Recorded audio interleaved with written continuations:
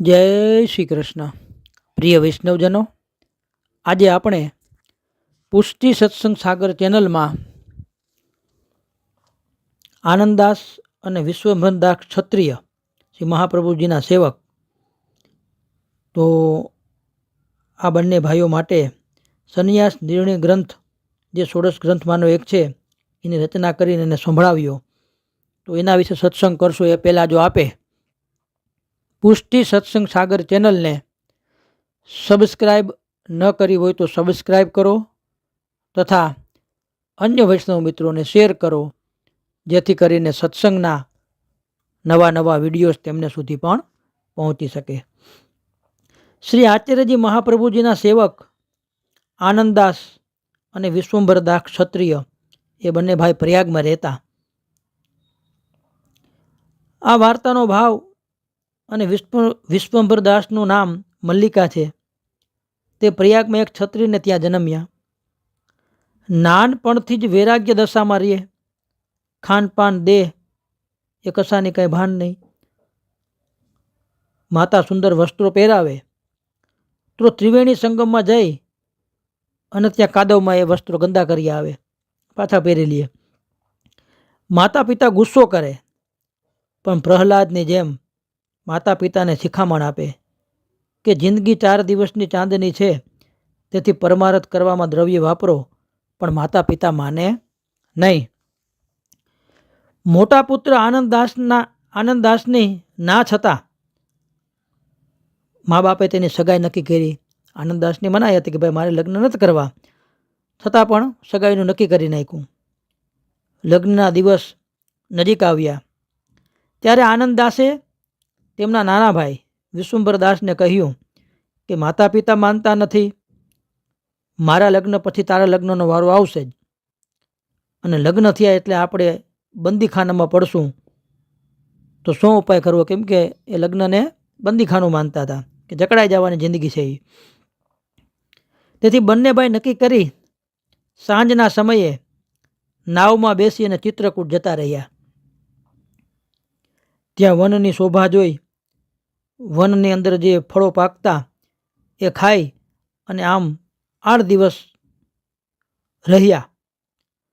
હવે કોક દેખી ગયું, જોઈ ગયું ત્યાં, તો તેના કહેવાથી બાપ ચિત્રકૂટમાં આવી બંને બાળકોને લગ્ન ન કરવાનું સમજાવીને ઘેર લાવે. કાંઈ વાંધો નહીં, તમારી ઈચ્છા નથી તો તમારું લગ્ન કરશું નહીં, પણ તમે ઘરે ચાલો.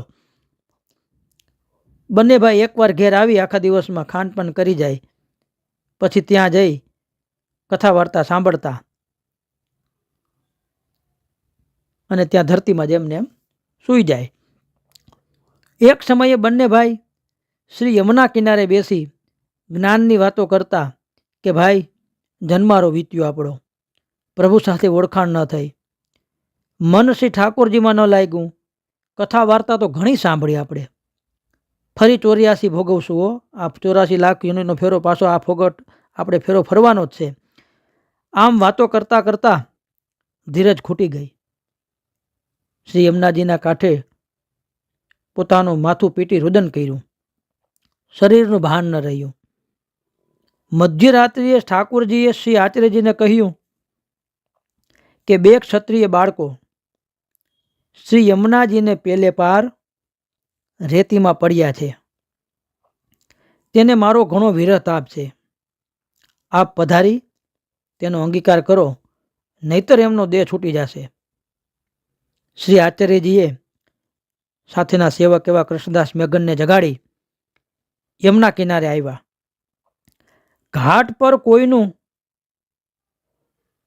તો કોઈ હતું નહીં. શ્રી આચાર્યજીએ વૈષ્ણવને કહ્યું કે તમને હોડી હંકારતા તો આવડતું નથી, પણ જેમ આવડે તેમ હંકારોને નાવ પેલી પાર તમે લઈ જાઓ.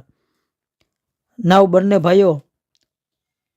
બંને ભાઈઓ જ્યાં રેતીમાં પડ્યા હતા ત્યાં આવીને લાગી ગઈ. નાવને ત્યાં પુગાડી દીધી, જ્યાં 2 ભાઈઓ રેતીમાં વિરહ તાપની હિસાબે પડ્યા હતા ત્યાં.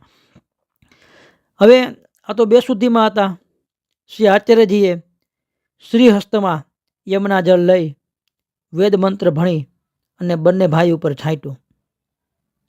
બંને ભાઈ ઊભા થઈ શ્રી આચાર્યજીને દંડવત કરી અને વિનંતી કરી કે મહારાજ અમને અપનાવો, અમને શરણ લ્યો. શ્રી આચાર્યજીએ કહ્યું, સવાર પડશે ત્યારે તમને નામ સંભળાવશું. બંને ભાઈઓ કહ્યું કે આ દેહનો શું ભરોસો, વળી અમે બંને ખાનપાન પણ નથી કર્યું, અમે તો ઉપવાસી જ છીએ, માટે આપ ઢીલ ન કરો. શ્રી આચાર્યજીએ કહ્યું કે તમારી બુદ્ધિ ક્યારેય નહીં બગડે, તમે ઉત્તમ જીવ છો, વળી તમે ખાનપાન કર્યું હોય તોય તમે શુદ્ધ છો. પછી બંનેને નામ સંભળાવી બ્રહ્મ સંબંધ કરાવ્યું, નાવમાં બેસાડી પાર આવી પોતાને ઘેર લાવ્યા. શ્રી આચાર્યજીએ સ્નાન કરી શ્રી ઠાકોરજીની સેવાથી પહોંચી બંને ભાઈઓને કહ્યું કે તમે ભગવત સેવા કરો. બંને ભાઈઓએ વિનંતી કરી કે મહારાજ અમારું મન તો સંન્યાસ લેવાનું છે, બીજે ઠેકાણે મન જતું નથી, ત્યાગ દશા છૂટે, ઘરમાં રહેવાય તો ભગવત સેવા બને. શ્રી આચાર્યજીએ ચરણામત આપ્યો. સંન્યાસ નિર્ણય ગ્રંથ કરી બંને ભાઈઓને સંભળાવ્યો. તેથી રસ જે ઉછળતો હતો તે ભગવદ રસ હૃદયમાં સ્થિર થયો, મનનો ઉદ્વેગ મટી ગયો. પછી શ્રી આચાર્યજીએ કોઈ સ્વરૂપ ન પધરાવી આપ્યું. એની વિરહાની આતુરતા જોઈ પણ શ્રી નવનીત પ્રિયાજીના પ્રસાદી વસ્ત્ર આપ્યા અને આપી એને ભોગ ધરીને અન્ય અસમર્પિત છૂટે એના માટે, અને એને ભોગ ધરીને લેવાનું કીધું. બંને ભાઈ શ્રી આચાર્યજીને દંડવત કરી વિદાય થઈને ઘેર આવ્યા.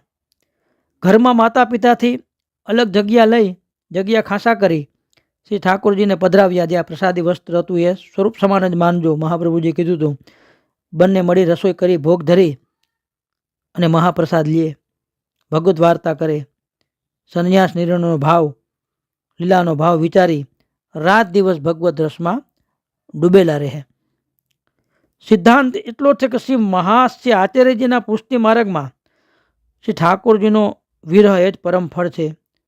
પ્રભુમાં દીનતા આવે, દીનતા થઈ ગુણગાનમાં મન આસક્ત થાય, ગુણગાન કરતાં કરતાં વિરહતાપ કલેશ થાય તો એ અનુભવાય. વિરહતાપથી પ્રભુ પ્રસન્ન થઈ હૃદયમાં પોતાના અલૌકિક સ્વરૂપ અને લીલાઓનો અનુભવ કરાવશે. પણ એ કહીએ કે જો અસમર્પિત છૂટે તો. હવે અહીંયા સિદ્ધાંત એ બતાવ્યો છે કે સ્વરૂપ સેવા તો ઠાકોરજીને સ્નાન કરાવવું પડે, શૃંગાર ધરવો પડે, ઠાકોરજીને ખંડપાર સીડી હાથે બધું હોય. પણ આ તો એને એક એવું વસ્ત્ર શ્રી નવનીત પ્રિયાજીનું પધરાવી દીધું કે એને સ્વરૂપ માનીને ખાલી ભોગ જ ધરવાનો આવે એને, તો એ અસમર્પિત એનું છૂટે અને તો જ એ ભગવદ રસ. અસમર્પિત વસ્તુ નામ તસ્માદ વર્જનમ, એટલે મહાપ્રભુજીનો ચોખ્ખો ઉદ્દેશ છે કે કાંઈ પણ ખાનપાન કરવું એ ઠાકોરજીને સમર્પિત કરવું. સ્વરૂપ સેવા ન બિરાજતી હોય તો ઘણા બધા એવા છે કે જેને આ રીતે મહાપ્રભુજીએ સેવાની સરળ અને સીધી રીત બતાવી અને અસમર્પિત છોડાવ્યું. શ્રી વલ્લભાધીશ કી જય.